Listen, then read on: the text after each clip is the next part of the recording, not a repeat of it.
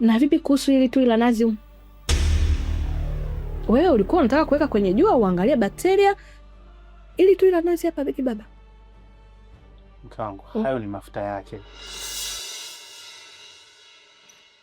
Ee Mungu, nisikie hata kidogo, nipe nguvu ya kuendelea.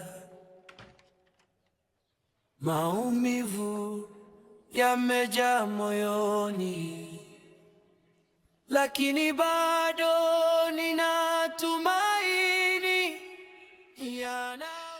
Samahani sana mama angu, najua itakuwa ngumu sana kukaa mbali na wewe. Nimesha kuzoea sana, lakini siwezi kukaa na mtu ambaye nikikaa naye naona kama ni mke mwenzangu. Roho yangu inaniuma sana, lakini sina jinsi. Naamua tu kwenda mbali kutafuta maisha yangu na nianze maisha mapya. Kila nikikumbuka lile tukio,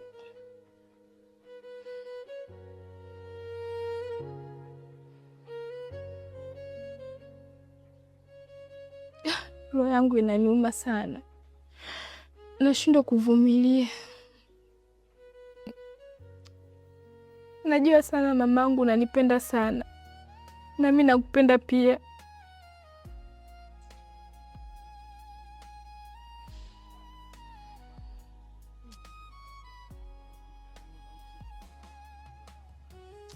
Nisamehe sana mamangu. Najua kukaa na wewe mbali ngumu, siwezi, lakini inabidi tu nifanye hivyo. Inabidi nifanye tu hivyo. Siwezi kukaa na wewe mama tena.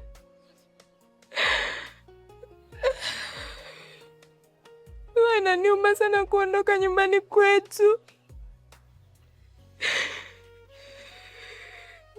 lakini haya ndo maamuzi niliyochukua.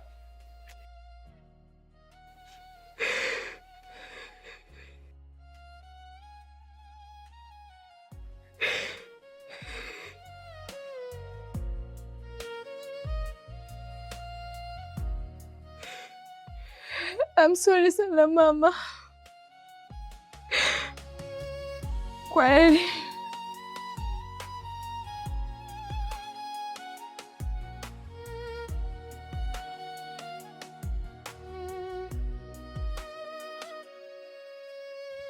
Mke wangu,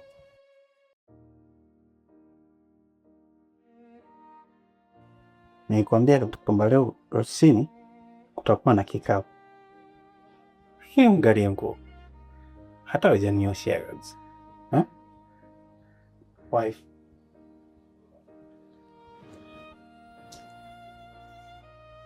sawa, kwa sababu umeamua.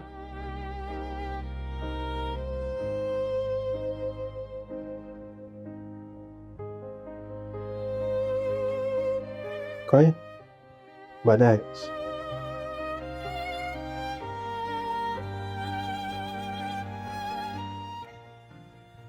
au ni kuchape kabusu kidogo? Mimi usinichape na busu, ila naomba maelezo.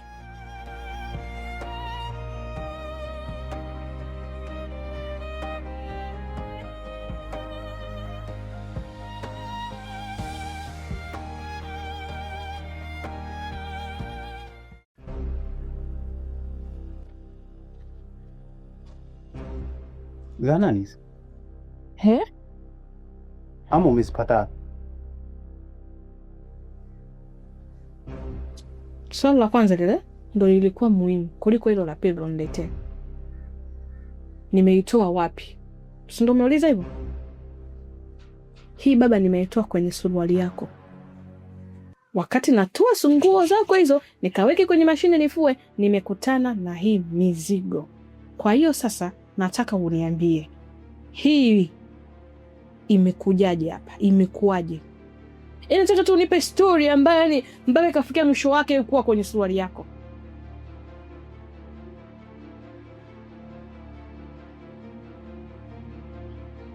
Sina kumbukumbu na hichi kitu. Sijui wewe umekipata wapi. Kwenye suruali yangu? Sidhani.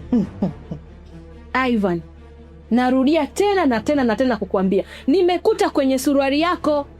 Nataka niweke kwenye mashine nifue, nakutana na hivi vitu. Unaniambia tena mimi? Ivan, be serious kwanza. Nataka uniambie vitu vimekuaje? Oh.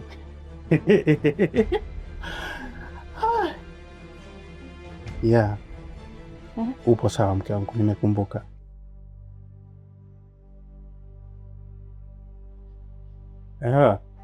Jana nilipokuwa ofisini pale, kuna watu wa afya walitutembelea pale, wakawa wanatoa elimu juu ya hizi zana. Mimi na James pale tukaona isiwe tabu, ngoja tuchukue, maana walisisitiza sana kwamba hata kwa watu ambao ni wanandoa kuna zile siku ambazo sio salama kwenye mpango wa kuongeza familia na nini na nini. Si unaelewa vitu kama hivi. Tukaona ngoja tuone, maana walisisitiza kwamba hazina madhara. Tukawa tumechukua na mimi nikaichana ili kuangalia je, hazina wadudu. Si unajua hivi vitu, maana kitaalamu wanasema ukiweka juani kama ina shida, ime expired, yani ukiweka juani unajua. Sasa tukaona tuchane tuangalie. Nilijisahau tu mke wangu nikaweka mfukoni, lakini havina shaka yote. Basi mke wangu naomba niwahi ofisini kidogo, maana ni sawa mume wangu, usiwe na spidi, tulia. Ivan. Hivi unaniona mimi kama mtoto mwenye miaka 17, 18? Kipenzi, tangia siku ya kwanza naonana na wewe, najuana na wewe, hatujawahi kutumia hivi vitu. Unanielewa vizuri? Na sio kwamba mimi ni mgeni sivijui hivi vitu viko vimetumika au havijatumika. Sawa, wewe ulikuwa unapima bakteria.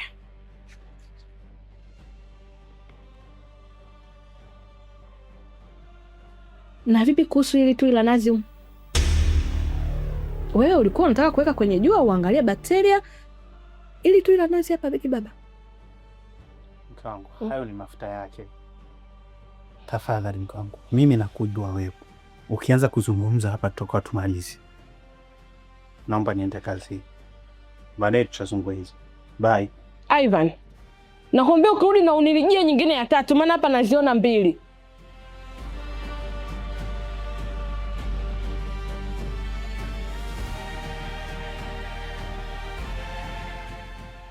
Kila siku una matukio mapya.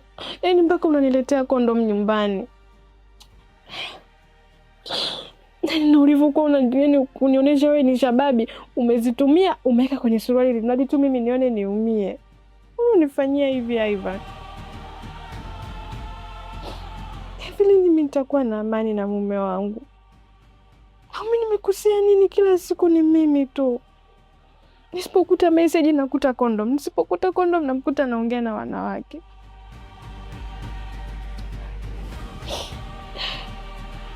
Mwisho wake nini? Yaani sijui hatima ya hii ndoa inapoenda. Ee Mungu, nisikie hata kidogo, nipe nguvu ya kuendelea. Maumivu yamejaa moyoni, lakini bado nina tumaini. Yanaumiza, moyo unaumia, hakuna anayejua ninachopitia. Yanaumiza, lakini nitapona siku moja. Kimya kimya.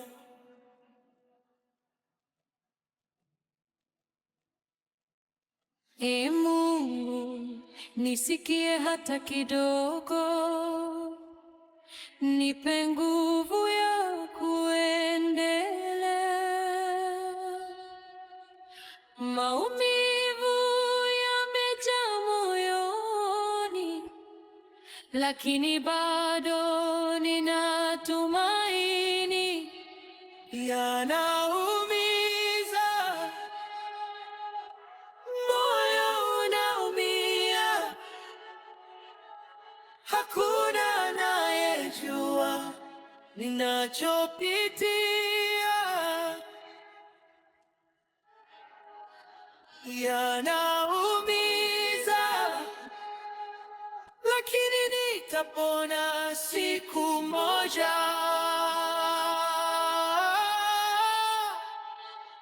Kimya kimya. Nimekuja kusitisha biashara yetu.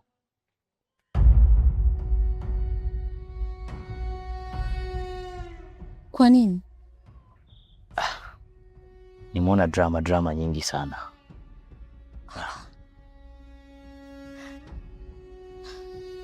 Drama kivipi? Sikia nikwambie, kama issue ni hela, nitaka nikuingizie mapema sana. Ila ni matatizo tu ya kibenki yalitokea. Just I'm sorry. Hata hivyo nimeamua tu kufuata maisha yangu mimi mwenyewe. Kwa hiyo nimeamua kumove kwenye maisha yenu.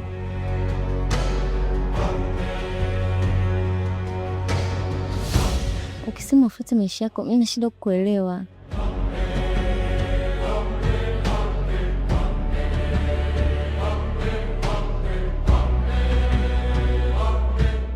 Okay, sawa. Sasa kama umeamua kufuata maisha yako, vipi kuhusu mimi kunipenda?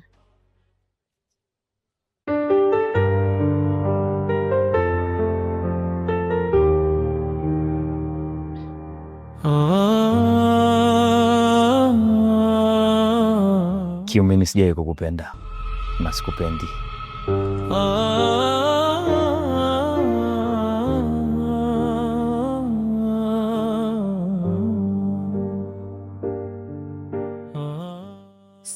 Najua unipendi, lakini japo hata ningeweza simamisha hii dunia nikufate kisha kukukumbatia.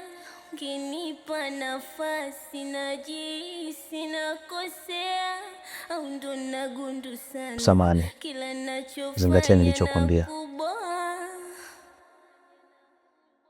Wangu waridi waridi, nikunetika kusudi, nipatie lako uba, nifurahie, tujifushi na maudi, wenye usuda wachukie, usisababishe nilie, da naumia.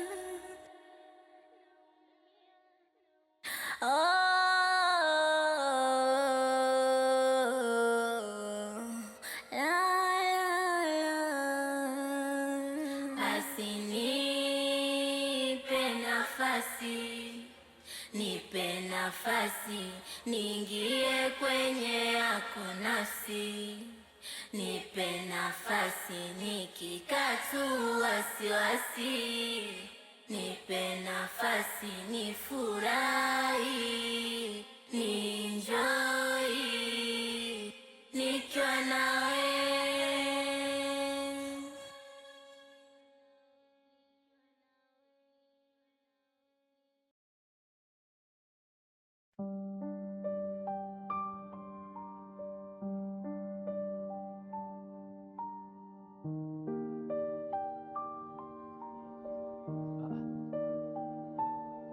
Kuna zoezi gani linaendelea hapa?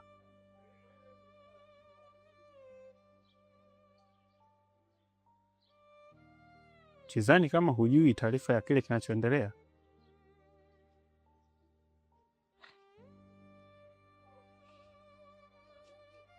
Hivi nyinyi watu wa benki, mbona mnafurahi sana anguko la mteja wenu?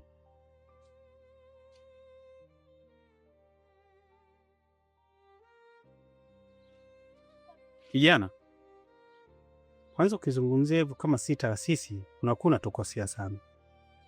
Sisi hatupo kwa ajili ya kufurahia pale mteja anapopata matatizo. Sisi tupo kwa ajili ya kumnyanyua kila mmoja wetu ambaye ni mteja wetu. Ikiwa kama nyinyi mnashindwa kutekeleza yale matakwa ya makubaliano tuliyojiwekea, sisi tufanye nini? Hebu jaribu kuvaa viatu kupia hata sisi kama sisi. Nikuulize swali. Unaweza kuniuliza. Kwenye kampuni yenu hakuna kitu kinaitwa matatizo au changamoto? Swali zuri. Nadhani swali hilo ilitakiwa umuulize mteja wetu zaidi. Hilo lipo. Na ndio maana tunatoa muda wa nyongeza. Je, katika fedha iliyokopwa ina maana imeshindikana hata kurudisha hata kwa shilingi 2,200 kwa siku? Kweli? Au sisi tunategemea kwamba tuna kiwanda cha kutengeneza pesa za kuja kuwagawia watu wanaokuwa na shida na fedha?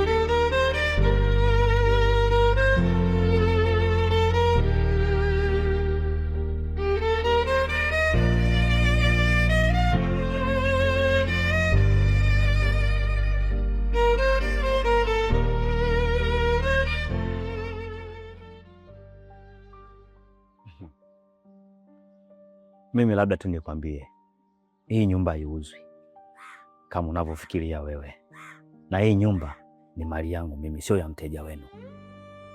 Hii nyumba imeandikwa na hati zangu mimi, jina langu mimi. Labda hapo cha kufanya umtafute mteja wako uliyemkopesha pesa na sio hii nyumba. Sio, tumeelewana? Kijana, sijui kama unachokizungumza na kifahamu. Laiti ingekuwa nyaraka hazisomi kwa mhusika tuliyemgea pesa, sidhani kama tungeweza kufanya makubaliano na kasaini vile. Maana yake sisi mpaka tumetoa mkopo na dhamani imekuwa ni nyumba, basi nyaraka zote zinadhihirisha kabisa kwamba tulimpatia mkopo ndo mmiliki wa hii nyumba. Sio, unaelewa? Tafadhali, mpaka sasa hii nyumba hauruhusiwi kwa kufanya shughuli ya aina yoyote. Iko chini yetu. Na tayari wiki ijayo tunaingiza kwenye promotion ya mauzo kwa ajili ya kurejesha deni. Kwa hiyo usilisahau hili.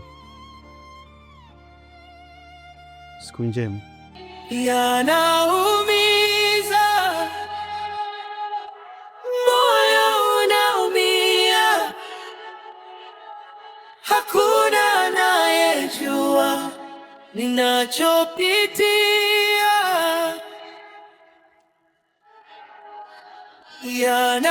Yanaumiza, lakini nitapona siku moja. Kimya kimya, Ee Mungu, nisikie hata kidogo, nipe nguvu ya kuendelea. Maumivu yamejaa moyoni, lakini bado nina tumaini. Yanaumiza, moyo unaumia, hakuna anayejua ninachopitia.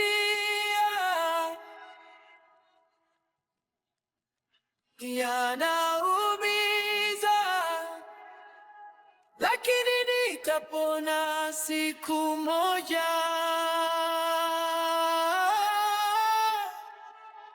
Kimya kimya